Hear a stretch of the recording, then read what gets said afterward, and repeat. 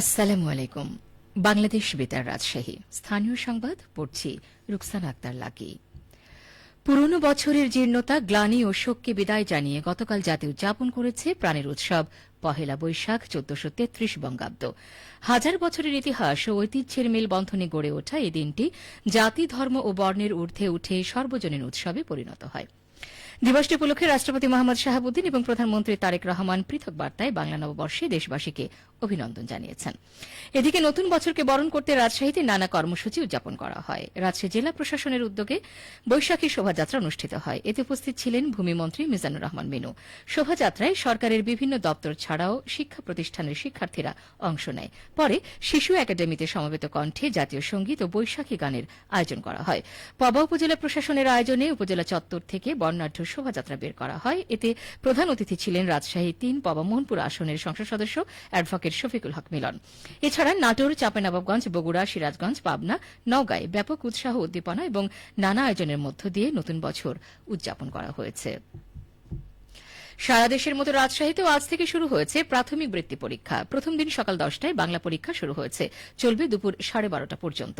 জেলা প্রাথমিক শিক্ষা কর্মকর্তার কার্যালয় জানিয়েছে, রাজশাহী জেলায় মোট পরীক্ষার্থী রয়েছে ১৩,০১৫ জন। এর মধ্যে রাজশাহী সিটি কর্পোরেশন এলাকায় ১,৯৯৮, গোদাগাড়ী উপজেলায় ১,৯৪৪, চারঘাটে ১,১৭৪, তানোরে ১,০৬৯, দুর্গাপুরে ৮৫৭, পুঠিয়ায় ১,০৫৭, পবায় ১,৪৪২, বাগমারায় ১,৬৫৫, বাঘা উপজেলায় ৯৪৯ এবং মোহনপুর উপজেলায় ৮৭০ জন পরীক্ষার্থী অংশগ্রহণ করছে।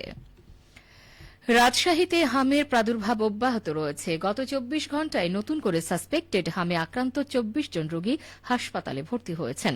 একই সময়ে চিকিৎসা শেষে সুস্থ হয়ে বাড়ি ফিরেছেন ১৪ জন। রামেক হাসপাতালের মুখপাত্র জানান, গত ২৪ ঘণ্টায় হামে কোনো মৃত্যুর ঘটনা ঘটেনি, যা কিছুটা স্বস্তির খবর।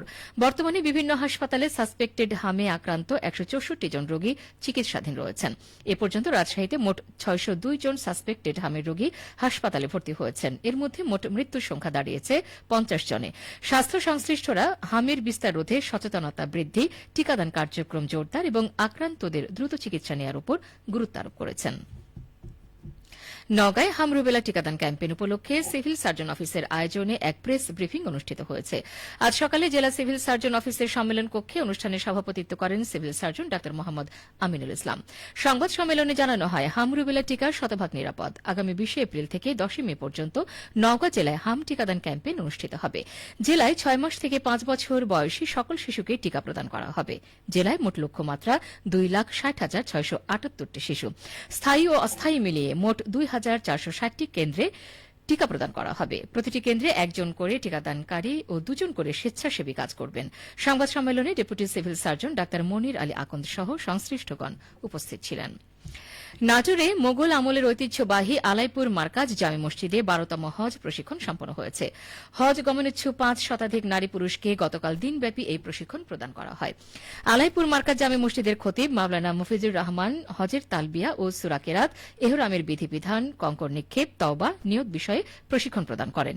নাটোর কেন্দ্রীয় মসজিদের খতিব মুফতি মাসুদুর রহমান মুসাফির ও মুকিম মা বোনদের ওযুর অবস্থা ও করণীয়, আদব, বদলি হজ, মিরাজ, তায়াম্মুম, ঋণ, পর্দা বিষয়ে প্রশিক্ষণ প্রদান করেন।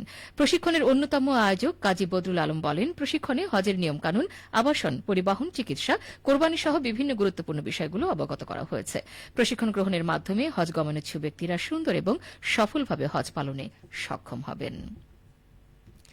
নাটোরের সিংড়ায় জেলা প্রতিবন্ধী উন্নয়ন ফাউন্ডেশনের সহযোগিতায় ১০ জন প্রতিবন্ধীর মাঝে হুইল চেয়ার বিতরণ করা হয়েছে। গতকাল উপজেলা কমপ্লেক্স ভবনের সামনে হুইল চেয়ার বিতরণ করেন অনুষ্ঠানের প্রধান অতিথি নাটোর ৩ আসনের সংসদ সদস্য অধ্যক্ষ আনোয়ারুল ইসলাম আনু।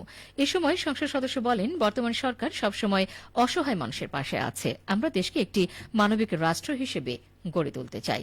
এ সময় উপস্থিত ছিলেন উপজেলা নির্বাহী কর্মকর্তা আব্দুল্লাহ আল রিফাত, সিংড়া থানার ওসি মোহাম্মদ রফিকুল ইসলাম, উপজেলা প্রকল্প বাস্তবায়ন কর্মকর্তা মিঠুন কুন্টু।